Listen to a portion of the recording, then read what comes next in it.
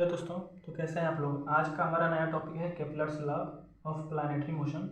ये क्लास 9 का काफ़ी इंपॉर्टेंट टॉपिक है जो कि अभी निगलेक्ट कर दिया गया है, मगर फिर भी हम आपको नॉलेज के लिए बता दे रहे हैं। देखिए, हमारा ये केपलर्स में एक साइंटिस्ट है जिन्होंने तीन, इनका लॉ जो है दोस्तों वो सन और प्लानिट के रिलेशन में है। तो चलिए देखते हैं, इनका तीन लॉ था। तो फर्स्ट लॉ जैसा कि आपको दिख रहा होगा, फर्स्ट लॉ इनका ये था, the planet move in elliptical orbit. दोस्तों ये क्या है, आपका सन है। ये क्या है, सन है, जिसको ये फोकस 1 दे रहे हैं, यहाँ पे एक फोकस 2 दे दिए हैं। ये सन है दोस्तों। ये जो ये पाथ है इसको हम क्या बोलेंगे, एलिप्टिकल। जैसे दोस्तों जो इलेक्ट्रॉन रिवॉल्व करता है न्यूक्लियस के पास, उसको क्या ऑर्बिटल बोलते हैं। तो वैसे ये क्या है, एलिप्टिकल है ऑर्बिट, जिसपे प्लानिट रिवॉल्व करते हैं। तो वही चीज बोला है, तो planet move in elliptical orbit around the sun, sun के चारों तरफ, with the sun at of the two foci of the elliptical orbit। सन के साथ जो है, सन के रिस्पेक्ट में जो है ये क्या नाम है, प्लानिट जो है इलेप्टिकल पे रिवॉल्व करता है, और इसके जो है 2 फोकी हैं। आपको यही, इसका फर्स्ट लॉ यही है कि the planet move around the sun in a elliptical orbit या इलेप्टिकल पाथ। इलेप्टिकल ऑर्बिट बोलेंगे तो ठीक रहेगा। और दूसरा पॉइंट क्या है दोस्तों, ये आपका पहला लॉ था केपलर्स लॉ। दूसरा क्या है, दूसरा केपलर सेकेंड लॉ क्या है, each planet revolve around the sun. जो प्रत्येक प्लानिट है वो किसके, सन के अराउंड में रिवॉल्व करते हैं, इन अ सच वे, इस तरीके से, that the line joining the planet, जो लाइन जो है प्लानिट को ज्वाइन कर रही है। जैसे ये लाइन देखिए, प्लानिट यहाँ मान लीजिए प्लानिट है, ये एरो से दिखाया गया है आपका, ये प्लानिट है, ये लाइन जो है ज्वाइन कर रही है। The sun swift over the equal area in equal interval, जो एरिया है दोस्तों, equal area in equal interval of time swift by the planet to the sun. Equal area in equal interval of time swift by the planet to the sun, यही है दोस्तों Kepler second law.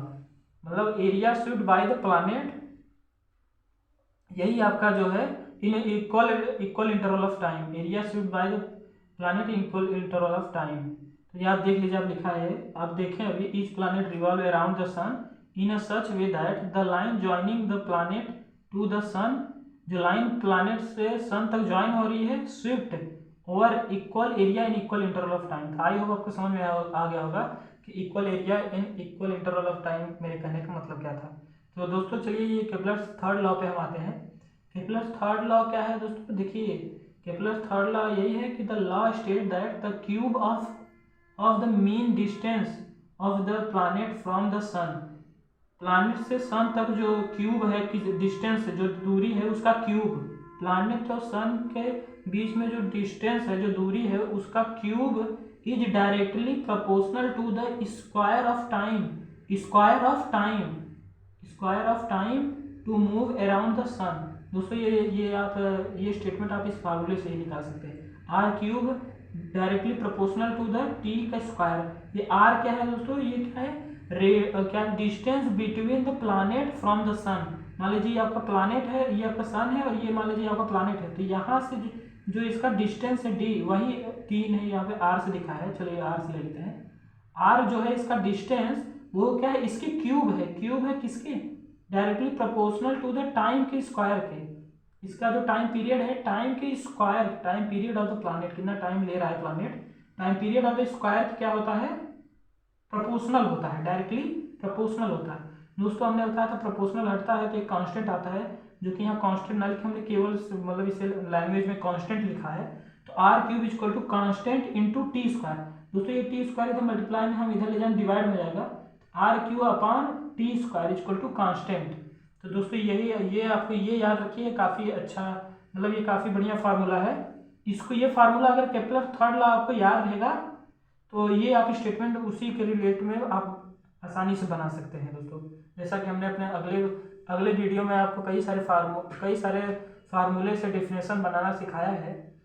तो दोस्तों इसमें देखिए, आपको पहला, तो आप पहला यही समझ लीजिए केपलर्स लॉ क्या है, एरिया, सॉरी, पहला केपलर्स लॉ ये है कि प्लानेट जो है मूव करता है, क्या नाम है, इलेक्ट्रिकल पाथ पे अराउंड द सन। प्लानेट क्या है, मूव करता है इलेक्ट्रिकल पाथ पे अराउंड द सन के चारों तरफ।